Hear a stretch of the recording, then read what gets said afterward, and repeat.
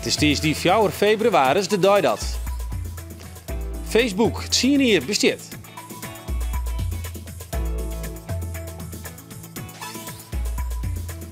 En dit is het nieuws uit de kranten van Joort. Ja, Frieske Media werk je met een nevens omroepdirecteur. En in Bient ben we op visite bij de talentvolle modeontwerpster Winde Rienstra.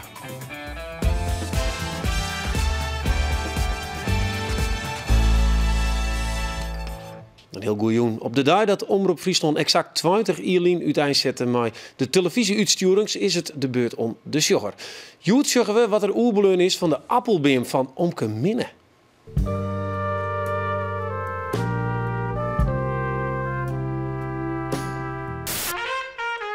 Ja, schil even een appeltje.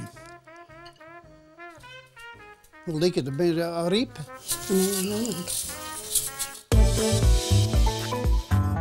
Modeontwerpster Winde Rienstra komt oorspronkelijk van het Jereveen. De Friesinnen maken furoren bij de Amsterdam Fashion Week eind januari. En zit nu op de drompel om in het boetenland terug te brengen. Neem minder als Lady Gaga keert haar squon uit voor een fotoshoot. Henk de Biesebeek zocht Winde op in haar atelier.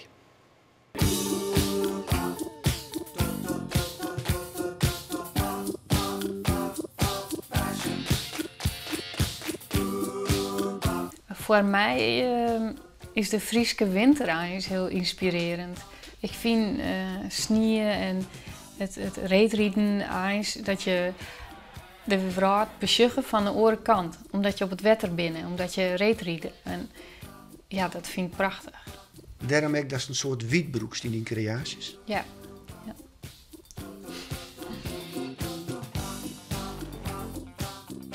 De top van de modewereld wie eind januari present bij de Amsterdam Fashion Week. Een van de hoogtepunten erbij winnen de creaties van de Frieske modeontwerpster Winde Rienstra. Ik en Tijn op het Jereveen. Net al in Londen en Parijs aan ook belangstelling. In kwarten volgt ook een expositie van haar werk in Brooklyn, New York. In haar atelier in een sobere buitenweek in Utrecht bouwt ze verder aan haar carrière. Gruts op haar Frieske roots. Ik ben van jongs af aan het niet meer Fries met mij praat, dus ik vind dat een hele mooie taal. Het is je sa gewoon van je dan, dat je Fries praat. En ik vind het een mooie taal en ik vind het belangrijk dat het culturele erfgoed bestaan blijft van taal en dat het net verlengt. Vandaar dat ik het wel van nou, ik ben Fries, ik praat Fries en ik heb Frieske inspiratie en dat vind ik belangrijk. En die inspiratie voor haar laatste creaties vond Winde in Frencher, in het planetarium van IJse IJsinga. Ja, ik heb sowieso heel veel respect van mensen die zichzelf dingen onleren. IJse IJsinga heeft zichzelf heel de wiskunde onleerd en hij heeft heel zelfs het planetarium bouwd en uitzocht hoe dat moest. Dat vind ik geweldig. Ja. Dan denk je net dadelijk zo'n mode bij IJse IJsinga. Nee, misschien net, maar ik wel. Je hebt echt die tjinstrietigheid van de precisie in het schilderwerk op het plafond. En daarboven ben natuurlijk al die scharnieren en dingen, het raderwerk, zeg maar. En eens die combinatie vond ik heel mooi. En daarom heb ik dat hout eens heel mathematisch en puntig sjenlitten. Maar die is weer omvlochten met al die treden, wat het weer heel fragiel en subtiel maakt. Voor een oorontwerp kiest Winde correct voor de sterren op het firmament. De namen van haar presentatie in Amsterdam. Dit is een stof die is maken van... daar zitten al je kralen en pailletten op wee. En die stof heb ik gebruikt om ik een beetje de schittering van de sterrenhemel te laten. En ik heb daar hele grafische lijnen in gebruikt om het meer het wiskundige weer te gaan in het ontwerp. Van mij is wiskunde ijs, ik heb hem te dwan met geometrische vormen. En waarom in constellaties van sterren bijvoorbeeld. En ik probeer het te vertalen in dit ontwerp, toch die hier hele strakke lijnen in te maken. Bijvoorbeeld bij de schouder zit hier een hele mooie lijn in. Een lijn die oer heen valt. Dat is nogal een verhaal. Vind je het noodzakelijk dat meesten dat ik witte bij het chef van deze creatie vandaag? Ik denk dat het een meerwaarde houdt als ze dat weten. Waar het waar komt, wat de inspiratie weer. En ik vind het ook mooi om de inspiratie erbij te vertellen. Want het gaat toch om mijn werk waar ik kom uit Friesland en over een Friese wiskundige. Haar namen in de internationale mode waren nog grutter naar de presentatie van haar squam. Zo excentriek dat zelfs de wereldverneemde jongeres Lady Gaga ze dragen woe. Dit is de skoeg die mak is van Lego. Nou, het was echt hartstikke leuk om daar een ontwerp van te bedenken natuurlijk. Vroeger bood ik altijd mijn Lego. Ik vond dat echt heel leuk. Dus ja, om daar een skoeg van te maken, dat leek mij gewoon fantastisch. En dat heb ik dien. En Lady Gaga, het is droegen in Londen toen ze uit haar hotel kwam. Hoe kwam die bij die squam van die, Lady Gaga? Ik denk dat zij mijn werk al online zien heeft. En zij heeft contact opgenomen met mijn PR-bureau. En die sturen dan mijn ontwerpen op.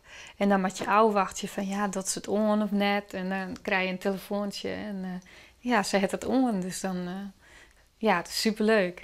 Winde Rienstra is plotseling zit in de kranten. Hoe viel dat?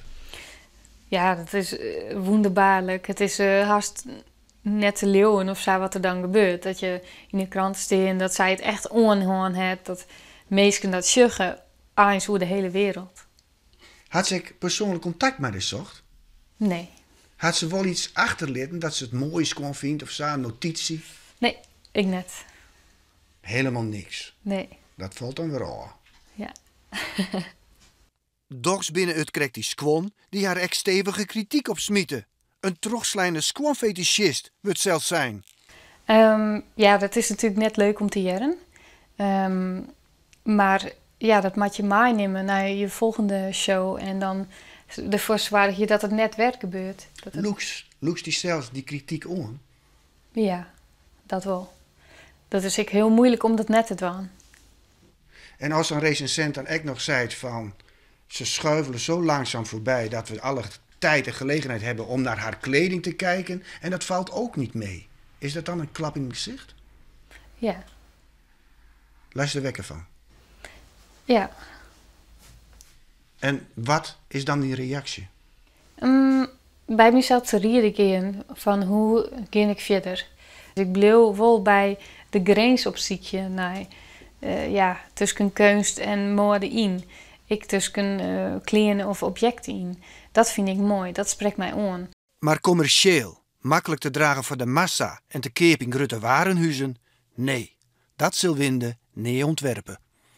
Ik hou net van het commerciële en de massaproductie. Ik vind het belangrijk om milieubewust te werken. Dus ik werk heel vaak met duurzame stoffen, ecologische stoffen. Dat vind ik heel belangrijk. Maar die werk wordt dan wel terug duizenden mensen droegen. Die werk. Ja, dat vind ik dan minder belangrijk. Dan blijft ze liever wat elitair.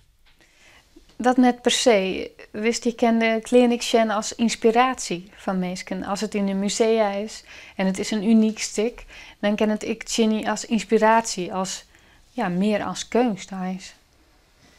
Wat ben je dromen? Mijn droom is wel nog om in het buitenland mijn collectie te laten. Om een schoonlijn te ontwikkelen die het wel commerciëler is. En ik toch meerdere mensen droegen willen kennen. Maar dan nog zullen het wel schoon wezen die het heel bijzonder binnen. En die het net elke niet hebben.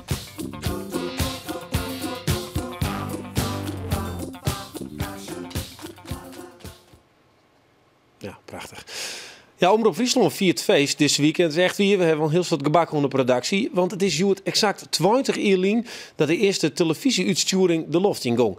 En we hebben jou als jogger vragen wat je nog eens een keer graag waarom zien willen. En Tetje Kiemel van Grauw, die mailde us. Zij wil nog wel eens wat omtekenen hebben voor die appelbeam van haar omke Minne Dankert. Heer, die maakte daar in 2008 een reportage over.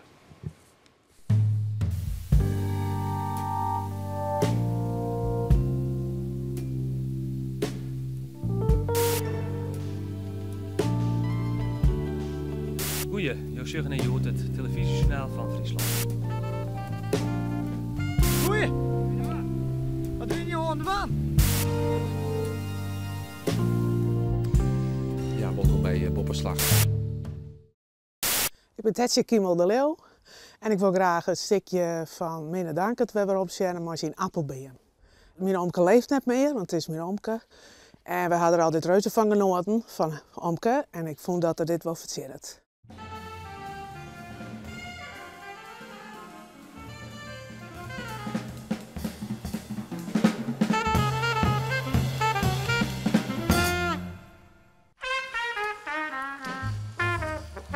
Ken dat zo? Jawel. Hè?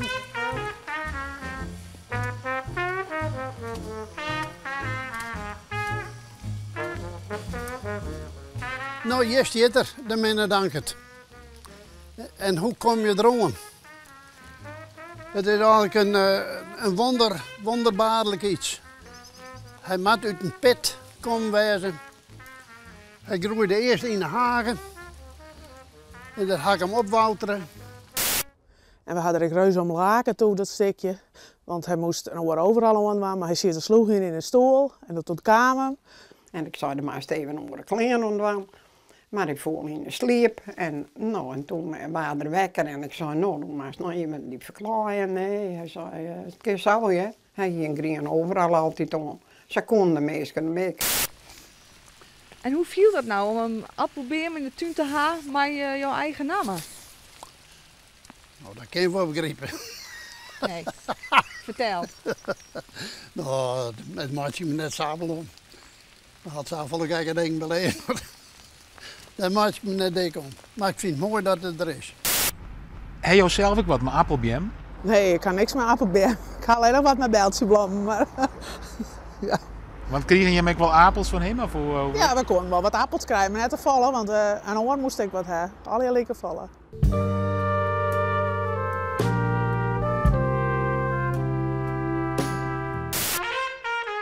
Ja, schil even een appeltje. Hoe lekker, dan ben je al riep. Ja, het kan al net. Het kan. Dan maak maar even een steekje peperrie. Hij krijgt het nou, dat moet dat helemaal een appel. Ka. De appels binnen nog hield het, joh? Ja, wees. Hij wordt nooit iets, toch een expert, wordt er mooi snoeit. Ja, keurig. En ik krijg er een heel prot appels van. Wat vond je ervan, al die drokte om zijn been? Nou, mooi. Ja, dat vond ik wel mooi. Hè.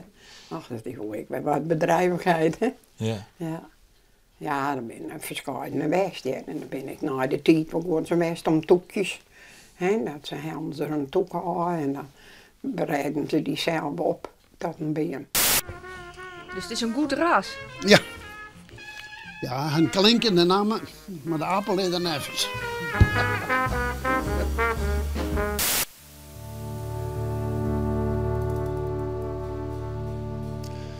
Ja, alle snuien in de hele stad de winkel liepen. Maar dat plan wil een groep van 40 louter ondernemers het tij keren. Want we kepen heel tijd meer online, dus winkeliers hebben het dreig. En dat is echt te zien, want overal staan winkels leeg. Joen stiet de vraag hier centraal aan tafel. Hoe zocht uw winkelgedrag er, pak een beet, uit in 2020? En hoe liep het de Lietse ondernemer dan onder die tijd? Nou, een vrouw die ter ideeën over het is mijn verste gast, bedrijfseconoom en onderneemster Geesje Duursma. Geesje. In 2020 moet ik me nog vaststellen dat we alle dagen, steeds maar 24 uur lang winkelen kunnen. Geen idee. Ik ben net op een webshop, hè? Ik bedoel echt fysiek winkelen. Nee, ik denk het net. Maar het zal wel oors wezen. Het zal wel oors worden dan dat het nou is. Ja, dat verwacht ik zeker. Want deze mensen die willen dus alle snuien de zaak hiepen. Nou, sneus bij zaak hiepen. Ja. Nevens met man die alleen nog man die te moon bij ze dicht. Ja. Wat is dat voor lim voor een winkelier, vreeg ik me dan af. Nou, het is even die 40, hè, maar de lied zelfstandigen, daar is het natuurlijk best wel ingewikkeld voor. Van, ik dan die snijden nog bij, wanneer heb je dan nog tijd voor jezelf of andere ding. Dus het is een moeilijke discussie. Want het succes, dit valt ik als iedereen eigenlijk mij doet. Ja. Dus dat is maar de onleiding is helder, want uiteindelijk, als het zo verder gaat, hoe staat dan de detailhandel ervoor? Nou, er gaan nou toch een 1000 winkels failliet per jaar. He, dus dat in Friesland? Is, of in nee, in heel Nederland. Maar dat is toch... Ja, dus er sluiten elke week winkels. En die verdwijnen. En het is ook wel in de stad. Leegstand. En dat is wel zwaarlijk. Daar is de laptop bij, want er ben ik, ben initiatieven. Dat is ook de reden dat je zegt, want er zijn tips.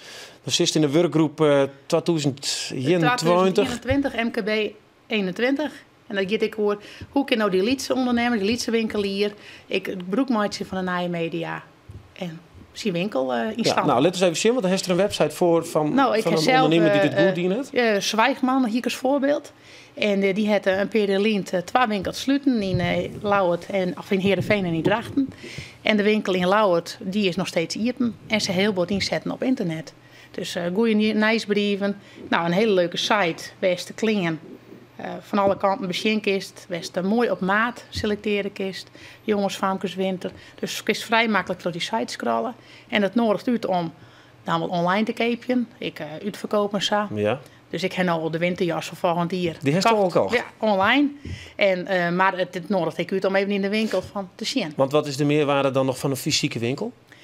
Nou ja, klingen is nog wel iets waar je eigenlijk wel hebt. Vrouwen worden het even alles beetpakken. Ja, en dat is klingen, meubels, dat zijn wel dingen die het dan nog wel even snuffelen. Maar dit is dus, want uiteindelijk is het natuurlijk Jermoede ontstaan, neem ik om. Want zij hebben zo'n, we sluiten 12 van de 3 winkels en we doen een webshop bij, maar net omdat ze goed gaan. Nou, het is, je moet als winkelier wel maar de tijd mee. En het is onroerend goed, is hartstikke duur. Dus in de stad, je moet er zo vol mogelijk iepen. Meestal wel winkelen wanneer het hun uitkomt. Dus daarom ik die webshops. En het beslismoment is eigenlijk meer van net de iepeningstijden in de winkel. Maar als ze op de bank zitten, dat ze vrije tijd hebben. Dus ja, dan moet je maar de tijd maken. En dat ze die 3 winkels in stand houden en je misschien nou helemaal fut is. Nou, dit is een voorbeeld. We hebben ook nog een voorbeeld van Wever. Ik denk dat we even zien naar de fysieke winkels. Ja. Want die binnen gelukkig nog vol. Er is nog heerlijk de stad in. En in zo'n winkelstraat die het heel goed doet, is de Kleine Kerkstraat in Ljouwert. Voor de 2e keer de leukste op Riegen. Ja. Wij hebben er even west om te zien wat nou dat geheim is daarvan. De Kleine Kerkstraat is voor ons in Ljouwert wel een voorbeeldstad. Ja. En wat kiest er dan mooi? Het helpt om ondernemers in de stad, stritten in de stad, duidelijk te maken dat geerwerking loeit. Dat je daar wat als individuele ondernemer wat mee winnen als je geerwerkje in je stritten. Die klanten merken net als je elke maand met de ondernemers bij elkaar zit. Maar die klant die merkt wel dat je op een zaterdag gewoon een gluwijnskengst in de straat of een hapje voor de passant hast. Of dat je al de vlag uit hast. Dat soort van dingen. Dat zijn heel simpele dingetjes. Een beetje muziek in de straat. Dat zijn hele eenvoudige dingen die het winkel een heel plezierig maakt. Dit is een voorbeeld van het Nederlandse spreekwoord: de vent maakt de tent. Hier staan mensen in deze zaak die het verkeerpje. Die het geweldig vinden om zo'n winkel te gaan en te verkeerpen. En je merkt dat uitstraalt op de klant. Je merkt gewoon dat het gewoon gouden handel oplevert. En dat is waar je in zo'n binnenstad in elk dorp of stadje mee onderscheiden kennen. Als je met plezier je werk door dat uitstrelen, dan hoort een klant van je. Mensen komen niet meer automatisch naar je toe. Je zult er iets gezelligs moeten maken. En op het moment dat je het zelf leuk vindt, dan gaan je klanten dat leuk vinden. En dat merken we met elkaar. Het is beleving en dat is hetgene wat telt in dit winkeltje. Die consument ziet het gezellig niet. Die ziet het sfeer opstritten. Die wil graag ergens bij je, die wil plezier hebben, die wil een goed advies. Hè. En dat soort dingen ben je zeer sterk in. En dit is het gezelligste winkelstritje eigenlijk van Nederland eigenlijk, hè? Ja? Dat is toch het publiek in een internetverkeersing uitmaken. Ja. Ja, Geesje. Er rennen nou nog mensen en de fietsenmensen daar. Is dat hoe het zien hier nog zijn, die winkelstritten? Dat verwacht ik wel. En dat is juist als het ware de 3 gebieden. Dus dagelijkse boodschappen, die ben gewoon in de buurt. Boodschappen bij wordt te shoppen voor gaan in de grote winkelcentra aan de Rane. En de fun shopping voor het sociale. Dat is dit. Winkels. Dat dus is lekker bij zo'n winkeltje even prullen en dan denken, goh, wat zullen we doen? Ja. Eten bij de wien.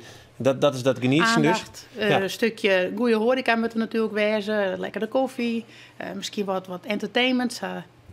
Ja, even wat muziek rond. Maar toch zeg je ook dat er een heel soort lutsen wordt in wat gebieden boeten de stad. Helemaal in Mediamarkt of een karwei. Neem maar op Grutte Lucas. Ja. Hoe leef je die dat wel rond 2020?